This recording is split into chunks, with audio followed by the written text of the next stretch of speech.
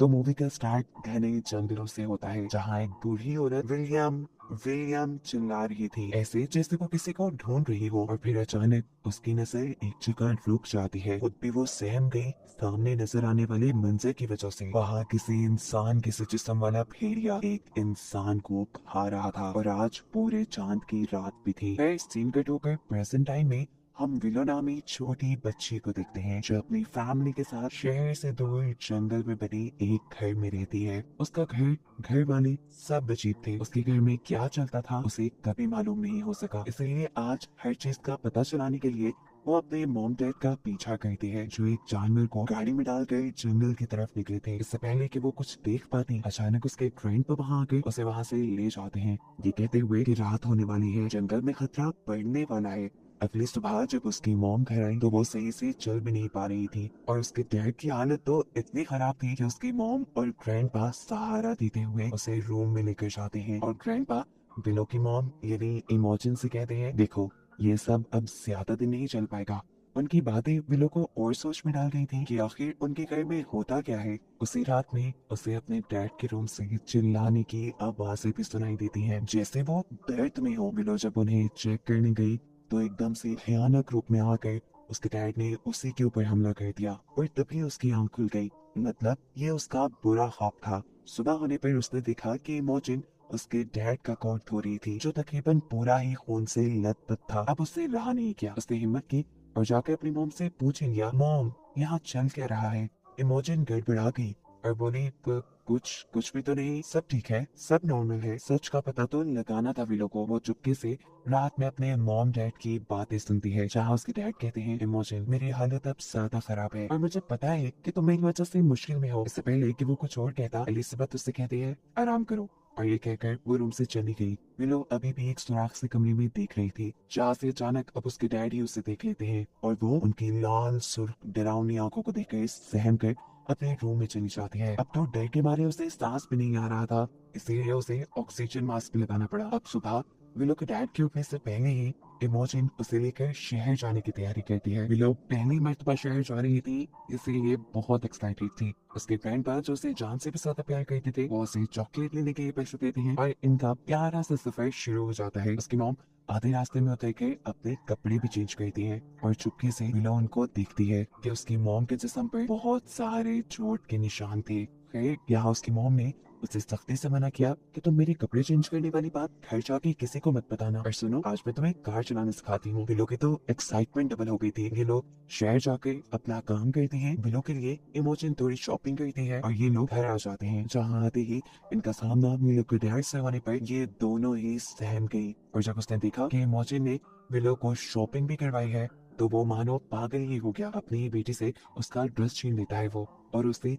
अजीब तरीके से सूंघने लगा। फिर दोनों के गले में जबरदस्ती हाथ डालते हुए वो उन्हें घर के अंदर ले गया और कान में उसने बोला, देखो मैं तुम दोनों से बहुत प्यार करता हूँ, कभी छोड़ के ना जाना मुझे। ये रिक्वेस्ट कम धमकी ज्यादा लग रही थी। खैर अब कई दिन गुजर जाते हैं और दिखाया जाता है कि आज पूरे चांद की रात है।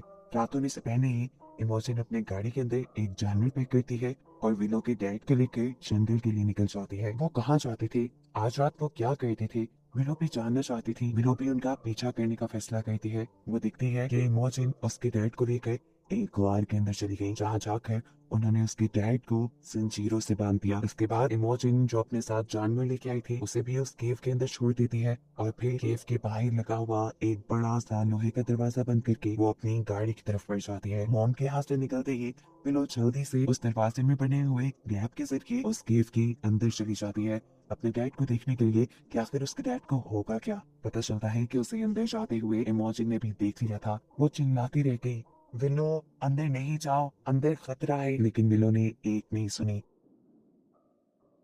अब इमोजिन अपनी बेटी का पीछा करती है और उस केव के अंदर पहुंच जाती है, जहाँ जाकर देखने को मिलता है कि विलो ने कुछ भयानक देख लिया था, जिसे देखते ही वो बेहोश हो गई। इमोजिन जल्दी से उसे लेकर घर आती है और उसे उसका ऑक्सीजन मास्क लगाती है। यहाँ देखने को मिलता है कि आखिर विलो ने ऐसा क्या देख लिया था जिससे वो बेहोश ही हो गई। असल में उसने अपने डैड को एक भेड़िए में बदलते हुए देख लिया था, एक जानवर में बदलते देखा था, जहाँ पर उसके डैड की बॉडी अजीब बड़ी हो रही थी, नाखून बड़े हो रहे थे, उनकी स्किन फट रही थी, मुंह में बड़े बड़े से दांत उग गए थे और एकदम से वो भेड़िए में बदल गए। ये देखकर डर कर वो होश में भी आ जाती है। अब उसे सच पता चल गया था कि आखिर उसके डैड के साथ क्या हुआ। अगली सुबह हमें पूरी फैमिली को डाइनिंग टेबल पर बैठी दिखाया जाता है। विलो की डैड ऐसी हालत में है जैसे वो पागल हुए हों और विलो तो कल वाले वाकये के बाद बहुत घबराई हुई थी, लेकिन इमोजिन तो ऐसे बैठी थी जैसे कुछ हुआ ही ना हो।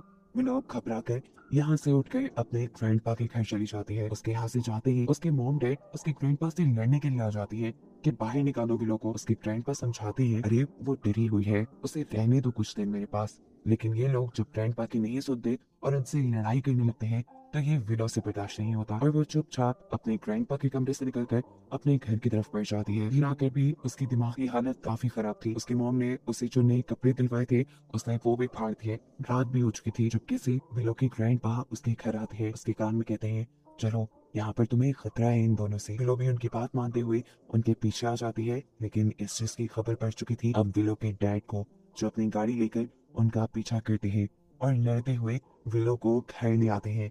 अब तो इमोजन को भी लग रहा था कि उसके डैड ने उसके बेटे को किडनैप किया। इससे गुस्से में वो अपने डैड से कहती है, बस अब आप कभी मेरे घर नहीं आएंगे। उसने तो ये कहकर अपने कमरे का दरवाजा बंद कर दिया। लेकिन अब विलो और भी ज्यादा उदास हो गई, क्योंकि एक उसके ग्रैंड भाई तो थे जो उसे अच्छी तरह समझते थे। उसका मूड ठीक करने के लिए अब उसके डैड उसे लेकर जाते हैं उसी केफ में जहाँ पर विलो ने उसे भेड़िया बनते हुए देखा था। इस केफ में आकर वो घबरा गई। उसे लग रहा था कि उसके डैड उसे नुकसान पहुंचाएंगे, लेकिन ऐसा नहीं था। उसके डैड बस उसे अपनी जिंदगी का बहुत बड़ा सच बताने आए थे। वो एक कहानी सुनाते हैं अपनी ग्रैंडपा की, जो एक बहुत ही अच्छे इंसान थे, लेकिन हर बड़े चांद की रात पे पता नहीं उन्हें क्या हो जाता था, वो सब कुछ छोड़ छाड़ कर जंगल में चले जाते थे। असल में वो एक वेयरवुल्फ थे। हर बड़े चांद की रात को वो एक भेड़िए में बदल जाते थे। भेड़िया बनकर वो अपनी वाइफ को या अपनी फैमिली को कोई नुकसान ना पहुंचा दे, इसलिए वो जंगल में चले जाते थे। और ये बात उनकी वाइफ यानी मेरी ग्रैंड माँ को भी नहीं पता थी। एक दिन मेरी ग्रैंड माँ ने डिसाइड किया, आज तो मैं जाकर देखूंगी कि आखिर वो जाते कहाँ हैं। ग्रैंड माँ ने उनका पीछा किया और जंगल में आ गई। ग्रैंड माँ ने उनका भयानक रूप भी देख लिया और फिर वो बेहोश हो गई। चांदनी रात खत्म होने पर सुबह में जब ग्रैंडपा को होश आया तो उन्होंने देखा कि अपने वुल्फ वाले यानी भेड़िए वाली शक्ल में उन्होंने अपनी वाइफ को ही मार डाला था। और इस चीज से वो बहुत ज्यादा दुखी हुए थे। ये वही सीन था जिसे हमने मूवी के स्टार्ट में देखा कि एक ओल्ड लेडी विलियम विलियम चिल्लाते हुए जंगल की तरफ आई थी। असल में वही उस लड़की की ग्रैंड मॉम थी। सीन्स दोबारा प्रेजेंट में शिफ्ट होते हैं और वे लोग के डैड उसे बताते हैं कि मैं भी अपने ग्रैंडपा की तरह ही एक वेयरवुल्फ हूँ। ये कहते हुए वो बहुत ज्यादा इमोशनल हो गया था। विलो उसे दुखी नहीं देख पाती और जाकर उसके गले लग जाती हैं। ये लोग हंसी खुशी घर वापस आते हैं, जहाँ पर इमोजन यानी विलो की मॉम भी उसे खुश देखकर बहुत खुश थी। इमोजन भी इनकी मस्ती में इनके साथ मिल जाती है। ये तीनों बेड पर लेट जाती है, जहाँ पर इमोजन अपने हस्बैंड से कहती है, तुम जब ऐसे होते हो तो मुझे बहुत अच्छे लगते हो। और फिर बस सीन यहीं से कट हो जाता है और हम देखते हैं कि अगले दिन भी विलो के डैड उसे जंगल में लेकर आए थे लकड़ियां काटने के लिए, लेकिन यहाँ आते ही किसी बात पे विलो के डैड ने उसे डांट दिया। इसी वजह से वो डरी सहमी बैठी थी। ये चीज उसके डैड ने नोटिस कर ली और उसका मूड फ्रेश करने के लिए उसे कहा, तुम तो इस जंगल की प्रिंसेस हो, जिससे उसका भी मूड काफी बेहतर हो गया। विलो के डैड उसे गाड़ी के ट्रंक पे बिठाकर उसे सैंडविच खिलाने लगे। वो उसके लिए कुछ और भी लेकर आए थे, जिसे लेने के लिए जब वो कार के फ्रंट पे गए तो वहाँ बदकिस्मती से उसे मिल गई इमोजन की वही ड्रेस जिसे वो पहनकर शहर जाती थी। ये देखकर वो तो गुस्से से पागल हो गया। उसने ड्रेस सूंघी और आकर विलो से पूछताछ करने लगा। विलो ने उसे कुछ नहीं बताया तो गुस्से में उसके हाथ से उसका सैंडविच फेंकते हुए वो उसे लेकर घर आ गया। घर आते ही उसने इमोजन को ढूंढा और उसे गाड़ी में बिठाकर जंगल की तरफ ले गया। आज तो पूरे चांद की रात भी नहीं थी। विलो को समझ नहीं आया कि अब क्या होने वाला है। अगली सुबह जब वो घर लौटे तो उसकी मॉम की हालत काफी खराब थी। फिर दिन यूं ही टेंशन में गुजर जाते हैं और फिर एक दिन विलो का बर्थडे आ जाता है, जिसे सेलिब्रेट करने के लिए इमोजन उसके लिए केक बनाती है और ऐसे घर का माहौल थोड़ा अच्छा हो जाता है। साथ ही आज विलो का बर्थडे था तो विलो के ग्रैंडपा किसे नहाते अपने ग्रैंडपा को एक छोटे से पपी गिफ्ट के साथ देखकर वो भी बहुत ज्यादा खुश हो जाती है। जिसके बाद अब सीन कट हो जाता है और फिर हमें काफी दिन बाद का सीन दिखाया जाता है। आज दोबारा पूरे चांद की रात है। हर बार की तरह इमोजन और उसके हस्बैंड जंगल के लिए निकल गए हैं और रात में अब विलो के साथ भी कुछ अजीब हो रहा है। उसका एक नील काला पड़ गया है जिसके अंदर से अब खून भी निकल रहा था। उसका नील उखड़ गया एकदम से, बड़े बड़े नाखून उसके पैदा होने लगे। उसकी बॉडी भी बदल रही थी और दांत भी बिल्कुल एक भेड़िए जैसे हो गए। इससे पहले कि वो पूरी तरह भेड़िया बन जाती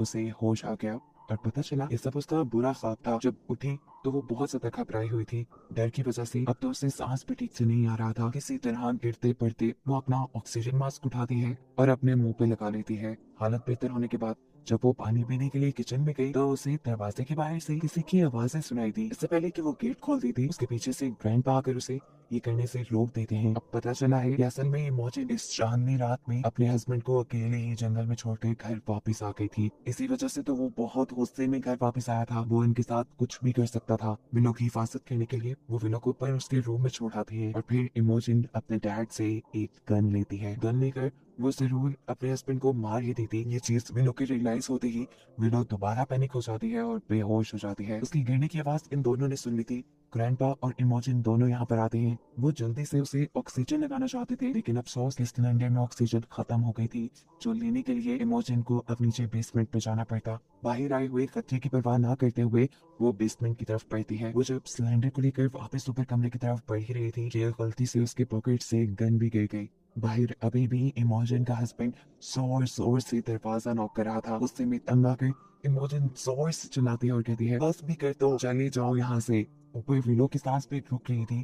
ग्रैंडपा इमोजिन का आवाज देते हैं और वो सब कुछ छोड़ छाड़ कर अब ऑक्सीजन सिलेंडर लेकर ऊपर आ जाती है। ये लोग विलो को ऑक्सीजन लगाते हैं और तभी इन्हें फील होता है कि अब नीचे इनके घर में कोई घुस आया है। कोई कौन? विलो के डैड ही होंगे ये। इमोजिन गन के साथ नीचे पड़ना चाहती थी लेकिन तब उसे रियलाइज हुआ कि गन तो उसने खो दी। तब ग्रैंडपा अकेले ही नीचे जाने का फैसला करते हैं जबकि इमोजिन विलो को लेकर एक कबर्ड के अंदर छुप जाती है। ग्रैंडपा जैसे ही नीचे आए तो वो लड़का बहुत ही ज्यादा गुस्से में था। उसने दोनों हाथों से ग्रैंडपा को उठाकर उछाला और ग्रैंडपा जाके एक दीवार में लगे हुए सींग वाली हैंगिंग्स पे लग गए। वो सींग पूरी तरह ग्रैंडपा की जिस्म के अंदर स्टैब हो गए। ये करने के बाद अब वो गुस्से में ऊपर गया इमोजिन को ढूंढने के लिए जो कबर्ड में छुपी हुई थी। विलो को भी ठीक उसी टाइम होश आया। इससे पहले कि वो डर से चिल्ला देती इमोजिन उसके मुंह पे हाथ रख लेती है। वो बहुत ही ज्यादा डरी हुई थी कि कहीं उसका हस्बैंड उसे देख ना ले, लेकिन वो यहाँ पे किसी को ना पाकर इस कमरे से चला गया और मौके का फायदा उठाते हुए ये भी कमरे से निकल गई। अब जल्दी से इमोजिन विलो को गाड़ी में बिठाती है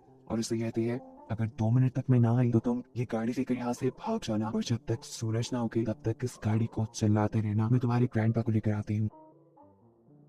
या इमोजिन जल्दी से घर आती है और अपने डैड को उन सींगों के ऊपर से उतारती है। वो बहुत ज्यादा दर्द तकलीफ में थे। बहुत मुश्किलों से वो उन्हें लेकर बेसमेंट तक आई। वो इससे पहले कि यहाँ से निकल जाते इन्हें ऊपर किसी की आहट महसूस होती है। मतलब ये कि इमोजिन का हस्बैंड अभी गया नहीं था, वो इन्हें यही कहीं ढूंढ रहा था ठीक बेसमेंट के ऊपर। ये लोग बिल्कुल शोर नहीं कर रहे थे लेकिन गलती से यहाँ पर इमोजिन का हाथ आ गया एक ट्रैप के अंदर और उसने जोर से चीख मारी। उसके चीखने से उसके हस्बैंड को उनकी लोकेशन का पता चल गया और वो फिर फ्लोर को तोड़ते हुए बेसमेंट में आने लगा। इससे पहले कि वो फ्लोर को तोड़कर बेसमेंट में पहुंच जाता ये लोग तेजी से इस बेसमेंट से बाहर निकलने की कोशिश करते हैं लेकिन बेसमेंट के आगे एक जेल की तरह का गेट लगा हुआ था जो इनसे खुल नहीं रहा था। बाहर भी लोग जो इनका इंतजार कर रही थी वो होशियारी दिखाती है और कार के साथ लगे हुए हुक को उस गेट के अंदर फंसाकर फौरन कार चला देती है जिससे वो गेट खुल जाता है। इमोजिन जल्दी से अपने डैड को उठाकर इस कार में बिठाती है। अब ये तीनों यहाँ से भागने ही वाले थे लेकिन गाड़ी स्टार्ट होने का नाम ही नहीं ले रही थी।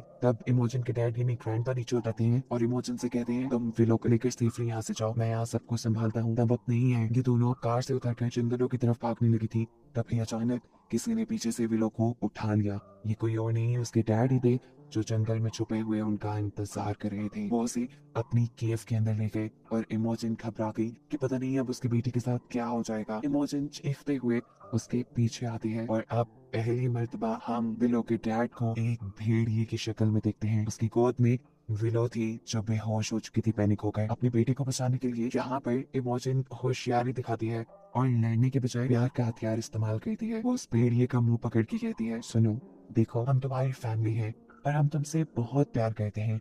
ये सुनते ही उसे भी जैसे कुछ याद आने लगा था। अपनी फैमिली के साथ बिताए हर अच्छे लम्हे याद आने लगे थे। वो थोड़ा रिलैक्स भी हो गया था इसलिए उसने विलो को छोड़ भी दिया। विलो अब इनसे दूर हो गई थी दूर। वो अपनी मॉम का इंतजार कर रही थी कि कब वो ये सब कुछ ठीक करके आएंगी। यहाँ उसका हस्बैंड भी नहीं भेड़िया जो पहले अच्छी चीजें याद कर रहा था अचानक उसे वो बात याद आती है जब ये तीनों बेड पे लेटे हुए थे और इमोजन ने उसे कहा था कि तुम मुझे ऐसे बहुत अच्छे लगते हो। ये बात सुनते ही इमोजन के हस्बैंड बहुत ज्यादा गुस्सा हो गया था। उसने इमोजन को पकड़ा और वो इमोजन को मारने लगा। उसने पूछा, ऐसा होता हूँ का क्या मतलब पिछले सीन में जब हमने देखा था कि सब अच्छा चल रहा था तब भी कुछ अच्छा नहीं था। यही चीज अभी भी उसे याद आ जाती है और इसी चीज का गुस्सा वो इमोजन पे निकालने ही वाला था कि यहाँ विलो के पाँव के जरिए एक लैंप नीचे गिर गया और वहां आग लग गई। इस टाइम विलो ने अपने मुंह पे ऑक्सीजन लगाई हुई थी। इस आग को देखकर विलो को अपनी मॉम को बचाने का एक आइडिया आता है। वो अपना ऑक्सीजन मास्क उतारती है और ऑक्सीजन सिलेंडर के जरिए उस आग को भड़काकर उस भेड़िए की तरफ यानी अपने डैड की तरफ कर देती है, जिससे उसके डैड जलकर मर जाते हैं और ये लोग फाइनली इस मुसीबत से बाहर निकलते हैं। इस भेड़िए के मरने के साथ अब इनकी जिंदगी आसान होने वाली थी। मूवी के लास्ट सीन में दिखाया जाता है कि विलो एक भेड़ियों पे लिखी बुक पढ़ रही थी और उसकी मॉम पैकिंग कर रही थी एक घर छोड़ने के लिए। जाने से पहले विलो जब अपना घर देखती है तो उसे बहुत से फ्लैशबैक्स आते हैं अपने डैड के हर उस वक्त के जब उसने विलो और इमोजन को टॉर्चर किया था और उस आखिरी वक्त का भी जब विलो के डैड विलो और उसकी मॉम को मारने ही वाले थे और अपनी मॉम को बचाने के लिए विलो ने उसे ही जलाकर मार डाला। इस टाइम फ्लैशबैक में देखने को मिलता है कि उसके डैड कोई भेड़िया नहीं थे जो ये सब कर रहा था। वो सिर्फ एक साइको इंसान था जिसे बस अपनी फैमिली को टॉर्चर करने में मजा आता था। इसलिए विलो की इमेजिनेशन में पूरी मूवी के अंदर हम उसे एक भेड़िए के रूप में देखते रहे। वो अपने डैड को एक भेड़िया ही समझती थी जो असल में एक पागल इंसान था और उससे अब ये लोग छुटकारा पा चुके थे और अपनी नई जिंदगी शुरू करने वाले थे, जिन्हें दिखाते हुए ये कहानी यही खत्म हो जाती है।